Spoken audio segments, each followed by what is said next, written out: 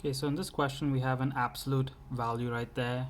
If we sub in 1 into this equation, I'm going to get 0 over 0, which means I have to do some extra steps to find the limit. Now for absolute ones, you always split it into two different limits, the left-sided limit and the right-sided limit. So if I'm going to start with the left-sided one first, I'm going to write lim x approaches 1 from the negative side, and basically I'm going to write the same function, but I'm going to change the absolute to a bracket.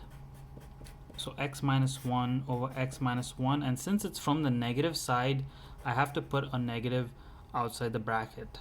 For the positive side one, it's going to be lim x approaches 1 from the positive side, and now I'm going to replace again the absolute with a bracket, x minus 1 over x minus 1, and since this is the positive side, it's going to stay positive outside.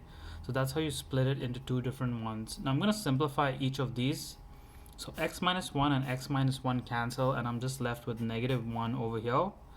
And over here, x minus 1 and x minus 1 cancel, I'm just left with positive 1. So negative 1 does not equal to positive 1, hence the limit does not exist at the point x equals 1.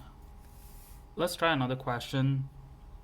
So again, I'm going to split this into my two different limits. Lim x approaches 3 from the negative side, and lim x approaches 3 from the positive side.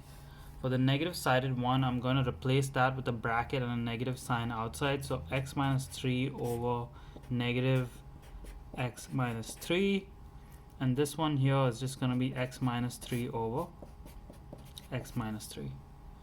I'm going to simplify each one. So again, x minus 3 cancel, you're just left with negative 1. Over here, x minus 3 cancel, you're left with positive 1. Again, negative 1 is not equal to positive 1, hence the limit does not exist. And typically speaking, for absolute questions like these, limits will not exist for pretty much 99% of questions. That's just how the math works.